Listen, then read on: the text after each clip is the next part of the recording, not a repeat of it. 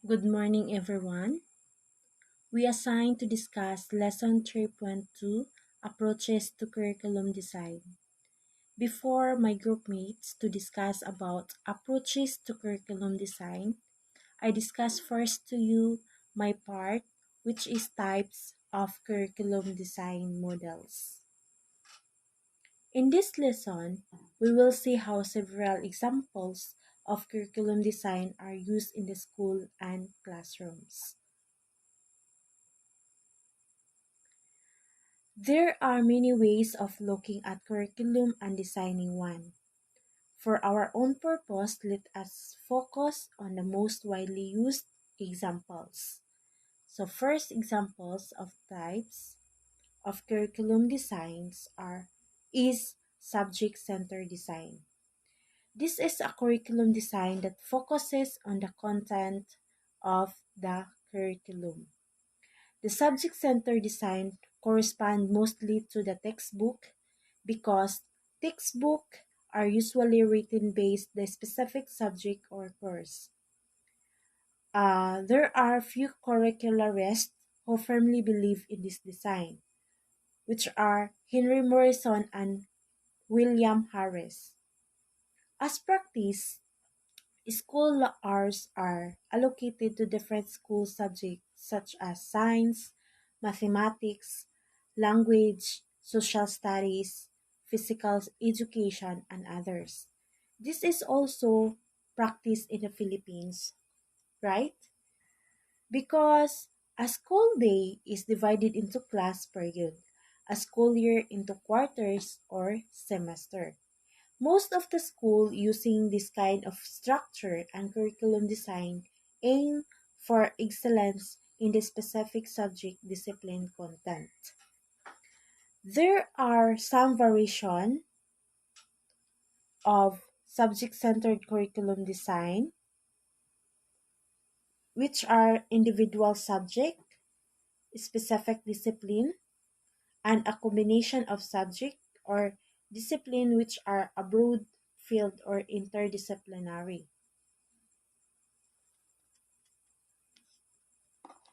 So the first is subject design. These are two simple questions that the teacher or the learners can easily answer. It is because they are familiar with the subject design curriculum, which are what are subject are you teaching and what subject are you taking. Subject design curriculum is the oldest and so far the most familiar design for teachers, parents, and other laymen. According to the advocates, subject design has advantage because it's easy to deliver. Textbooks are written and support instructional materials are commercially available. However, the drawback of this design is that sometimes learner is to compartmentalize. It stresses so much the content and forgets about students' natural tendencies, interests, and experiences. The teacher becomes the dispenser of knowledge, and the learner are the simply the empty vessel to receive the information or content from the teacher. This is a traditional approach to teaching and learning. And the second one is discipline design. This curriculum design model is related to the subject design. However, while subject design center only on the cluster of content, discipline design focuses on academic disciplines. Discipline refers to a specific knowledge learned through a method which the scholar are used to study a specific subject matter like historian content of this field. Students in history should learn the subject matter like historian. Student in biology should learn how the biologists learn, and so with the student in mathematics, who should learn how mathematicians learn. In the same manner, teacher should teach how the scholar in the discipline will convey the particular knowledge. Discipline design model of curriculum is often used in college, but not in elementary or secondary levels. So, from the subject-centered curriculum moves higher to a discipline when the student are more mature and are already moving toward their career path or disciplines as science, mathematics, psychology, humanities, history, and others. And the third one is correlation design. Coming from a correlated curriculum design length separates subject design in order to reduce fragmentation. Subjects are related to one another and still maintain their identity. For examples, English literature and school studies correlate well in the elementary level. In the two subjects, while history is being studied, different literary species during the Historian period are also being studied. The same is true when science becomes the core. Mathematics, mathematics the is related to it as they are taken to in chemistry, physics, and biology. Another example is literature as the core with art, music, history, geography related to it. To use correlated design, teachers should come together and plan their lessons cooperatively. And the fourth one is broadfield design or interdisciplinary. Broadfield design or interdisciplinary is a variation of the subject-centered design. This design was made to cure the compartmentalization of the separate subject and integrate the contents that are related to one another. Thus, subjects such as geography, economics, political science, anthropology, sociology, and history are fused into one subject called social studies. Language art will include grammar, literature, linguistics, spelling, and composition. Sometimes called holistic curriculum, Broadfield drew around themes and integration. Interdisciplinary design is similar to thematic design, which where a specific theme is identified and all other subject areas revolve around the theme. And the second types of curriculum design model is learner-centered design. Among progressive educational psychologists, the learner is the center of educative process. So, learner-centered design. So, the learner is the center of the educative process. This emphasis is very strong in the elementary level. However, more concern has been placed on the secondary and even the tertiary level. Although in high school, the subject or content has become the focus in the college level. The discipline is the center. Both levels recognize the importance of the learner in the curriculum. Here are examples of curriculum designs which are learner centered. So, first is child centered design. This design is often attributed to the influence of John Dewey, Rousseau, Pestalozzi, and Froebel. This curriculum design is anchored on the needs and interests of the child. The learner is not considered a passive individual but one who engages with his or her environment. One learns by doing.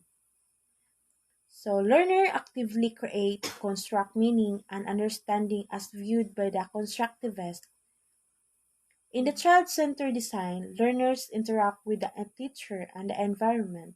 Thus, this is collaborative effort on both sides to plan lessons, select content, and do activities together. Learning is a product of the child interaction of the environment. And the second one, examples are is experience-centered design. Experience-centered design, this design is similar to the child-centered design. Although the focus remains to be the child, experience-centered design believes that the interest and the needs of learner cannot be pre-planned. Instead, experiences of the learner become the starting point of the curriculum. Thus, the school environment is left open and free. Learners are made to choose from variation activities that the teacher provides. The learners are empowered to shape their own learning from the different opportunities given by the teacher. In a school where experiences-centered curriculum is provided, different learning centers are found. Time is flexible and children are free to make touching option. Activities revolve around different emphases such as touching, feeling, imagining, constructing, relating, and others. The emergence of multiple intelligence theory blends well with experience-centered design curriculum. And the third one is humanistic design.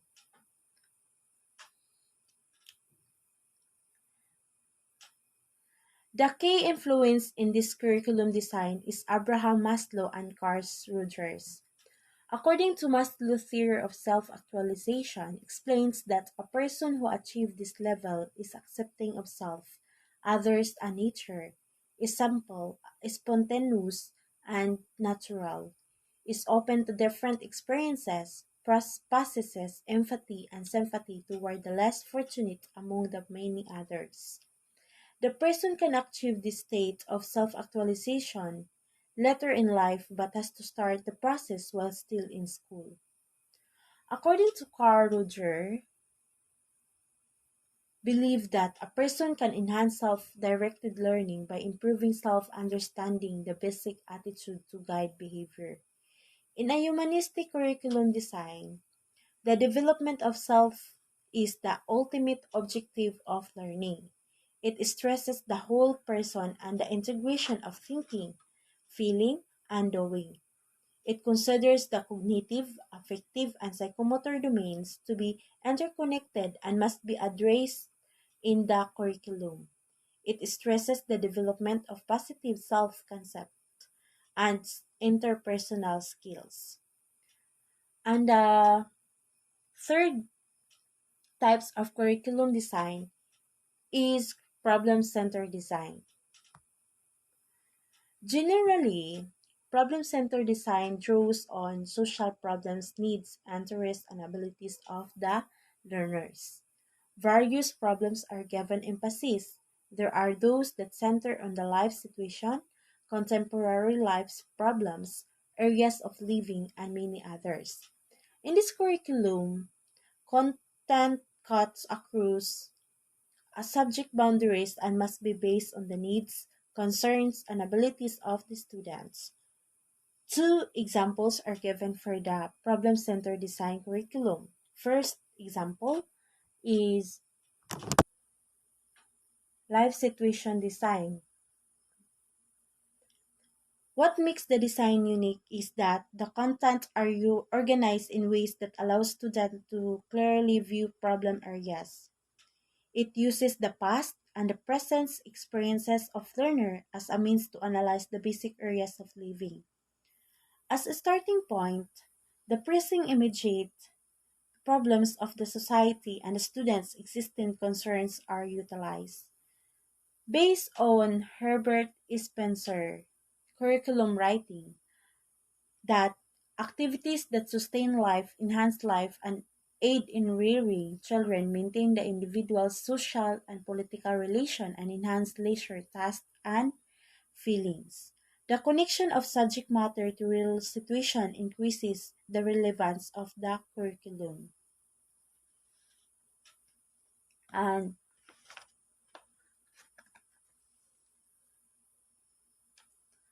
and the second one is the core problem design.